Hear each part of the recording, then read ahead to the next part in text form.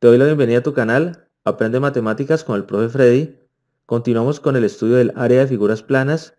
Este es nuestro segundo ejemplo en donde tenemos una aplicación con el área del rombo.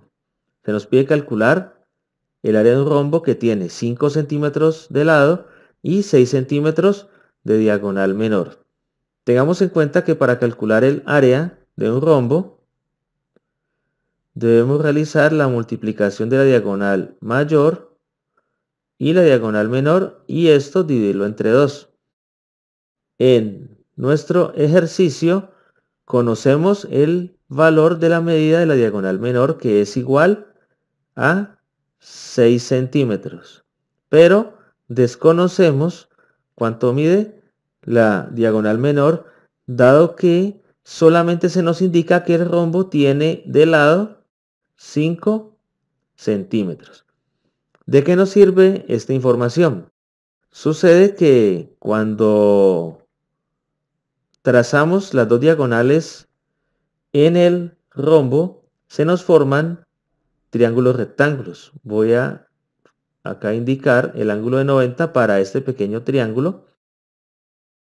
Y analizando uno de esos triángulos rectángulos podemos hallar el valor de la diagonal mayor.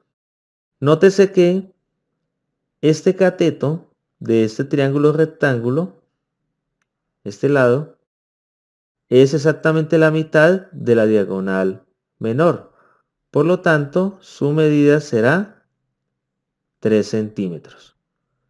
Entonces, podemos notar que para el triángulo rectángulo que estamos observando, 5 centímetros es la hipotenusa. Estos 3 centímetros que acabamos de escribir ha de ser uno de los catetos y por lo tanto el lado inferior del triángulo rectángulo será otro cateto. Tengamos presente que el lado inferior, que no conocemos, del triángulo rectángulo es la mitad de la diagonal mayor. Por lo tanto, cuando hallemos la medida de este cateto, al multiplicarlo por 2 tendremos el valor de la diagonal mayor. Recordemos que en un triángulo rectángulo podemos aplicar el teorema de Pitágoras, que nos dice que la hipotenusa al cuadrado es igual a la suma de los cuadrados de los catetos. Como debemos hallar un cateto, entonces la expresión será cateto al cuadrado igual hipotenusa al cuadrado menos cateto al cuadrado.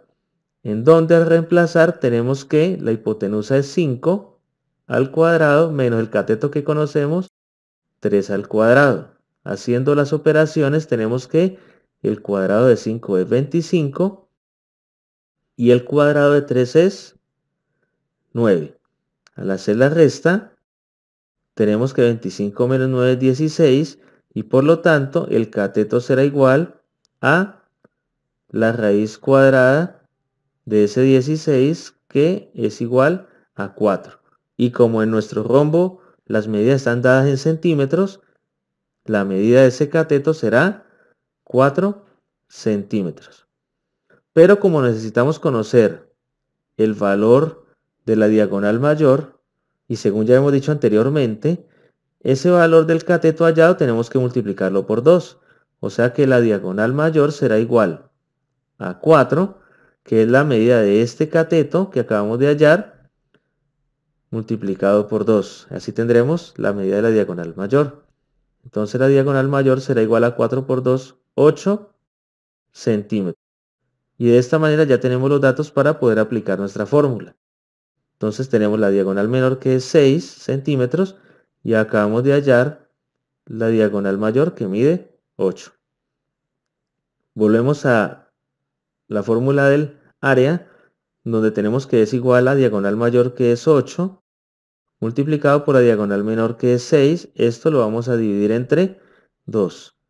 El área del rombo será igual a 4 por 6, 48, que dividido entre 2 es igual a 24. Y recordemos que la unidad de medida, en este caso centímetros, para el área siempre ha de ser elevado al cuadrado. Por lo tanto, podemos concluir que el área del rombo es igual a 24 centímetros cuadrados. Espero hayas comprendido muy bien este ejercicio, te haya gustado, que lo compartas con todos tus compañeros y si no te has suscrito al canal lo hagas en este momento. Nos veremos en el ejemplo número 3. Chao.